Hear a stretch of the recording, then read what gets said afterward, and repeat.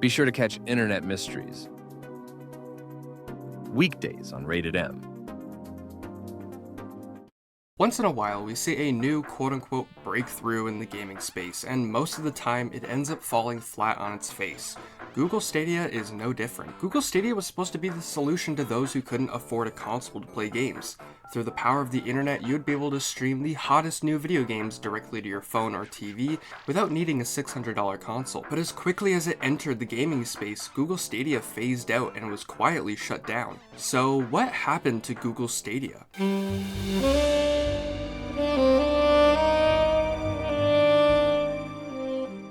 So to preface, Google is not new to trying out obscure business ventures and then ending them like this. KilledByGoogle.com is a website that chronicles everything Google has launched themselves or purchased from someone else and then subsequently killed off. So it's safe to say that Google Stadia was likely not something Google saw that could be around for a long time and knew it. But at the same time, Google Stadia was marketed as if it was going to be the next big thing. Google Stadia had a $130 hardware price tag for the controller and the Chromecast, and then a $10 membership every month to have access to the games. And Stadia had some real big games on it too. The service was heavily marketed alongside Assassin's Creed Odyssey at the beginning of its lifespan, and eventually would have games in its catalog such as Borderlands 3, Dragon Ball Z Kakarot, Life is Strange Remastered, Red Dead 2, like these were big games in their catalog. The gate to entry was even lowered as time went on. Although the initial release had users shell out $130 for the designated streaming hardware, eventually it became only the membership, and you could use Google Stadia on an iPhone with an Xbox controller or an Android tablet and a PS4 controller.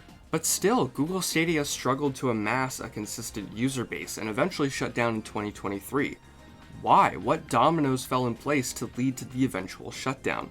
Well, there's a handful of reasons as to why Google Stadia closed its doors, not just one single linear storyline. The first one I'll mention is the competition it had. Google Stadia was a cloud gaming only service. There was nothing else to it, which could be the reason it failed to accumulate a following. It sounds like a great idea to focus on one sole market, but the market just isn't as big as the standard console market. Even then, at launch, it required proprietary hardware.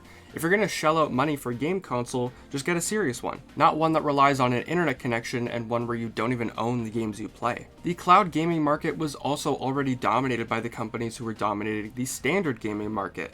Xbox and PlayStation already had their holds on the market, and these companies succeeded in it because their cloud gaming services were tied to pre-existing memberships. For example, those who had Xbox Game Pass Ultimate, which they were likely paying for on their actual Xbox, got the bonus of being able to use Xbox Cloud streaming. And those who didn't have an Xbox and were paying for it strictly for the cloud gaming feature had a much larger, diverse, and already established catalog with additional bonuses just for being a member. They didn't have to wait for the catalog to grow when it had years to grow already. They also got exclusive bonuses in games just for being a Game Pass member. What I'm getting at is that the cloud gaming market was already sorted out and Google showed up late to the party.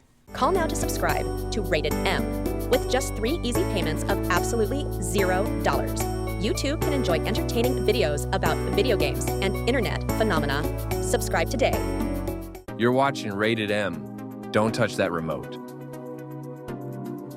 Another reason is that cloud gaming just isn't as reliable as normal gaming.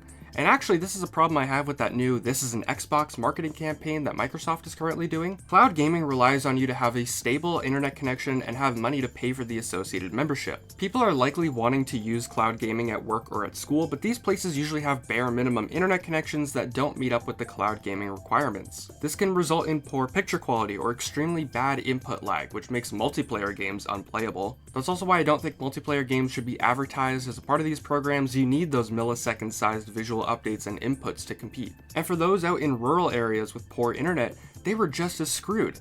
Google Stadia was specifically for people with good internet, which narrowed down the market. Another reason lies within the people who did give Stadia a chance.